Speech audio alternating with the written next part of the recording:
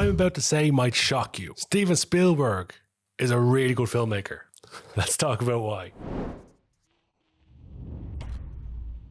Hey guys, I'm Carl. Welcome to my movie film show. Feel free to subscribe down below if you would like to, but we're finally here to talk about Steven Spielberg's The Fabelmans. It's finally out in Ireland and I raced to my local cinema to see it at the earliest possible chance. From the moment I saw the very first trailer for this movie, I knew this was going to be a very special movie, and I wasn't disappointed. The film is a masterful exploration of the complexities of family, art, and identity, told through Spielberg's own experiences with some creative license, of course. One of the things that blew me away in this movie is the performances from everybody. Michelle Williams delivers a powerful performance as troubled mother Mitzi, whose hidden desires threaten to tear her family apart. She's a force to be reckoned with, and this, in my opinion, is her best performance to date. It's even landed her a nomination for Best Leading Actress Academy Award, although I'm pretty sure she's had a good few of those already. And let's not forget about Judd Hirsch's masterful cameo as the eccentric Uncle Boris. His powerful, unforgettable performance landed him a nomination for Actor in a Supporting Role Academy Award, despite not being in the film for very long. That's especially impressive considering the other performances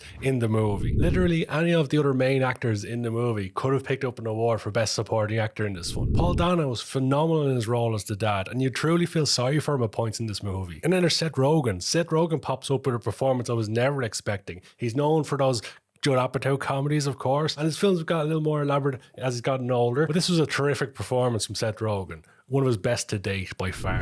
I'm happy for you. You know I am. But I'm gonna miss you. All of you, a lot.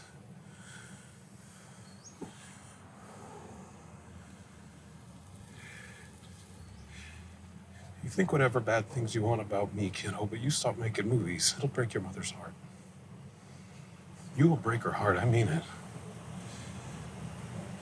She doesn't deserve that, not from anybody, least of all from you. And then there's Gabriel LaBelle, the lead man of it all, the main lead man in the entire movie. What a stunning turn from him, a sensational performance, and I'm truly shocked he hasn't picked up a nomination for Best Lead Actor in a movie at the Oscars. Switching back to the movie itself, as you'd expect from a Steven Spielberg movie, there's some truly masterful filmmaking in it. The pacing of the 2.5-hour movie is fantastic, and at times I found myself completely and utterly captivated by the movie. The film doesn't have big action scenes, or any close encounters, or any big CGI special effects scenes, all of which Spielberg has used masterfully down the years. It's just a very, very well told story, and that in itself is a skill that very few filmmakers have nowadays. Even shifting towards the setting of the movie, the 1950s and 60s setting of the movie, it's perfect in this movie. It's there, it's understated, and it works. It doesn't overshadow the story. It's not used to make people go, hey, look how great the setting is, look at the old-fashioned clothing, look at the old-fashioned cars, look at this shiny thing over here. Don't Worry Darling is an example of one such movie which relied heavily on its 1950s setting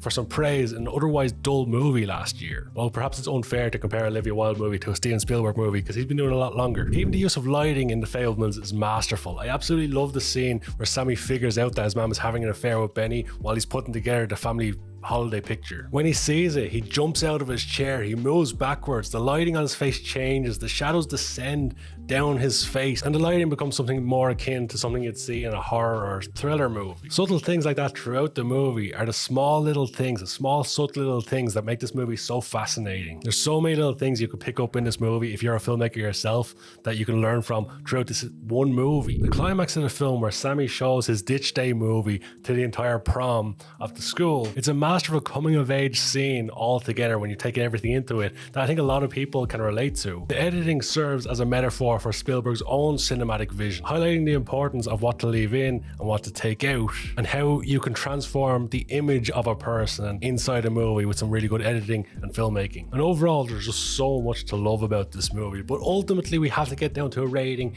out of 10 for Steven Spielberg's The Fabelmans. I'm saying Fablesman, don't I?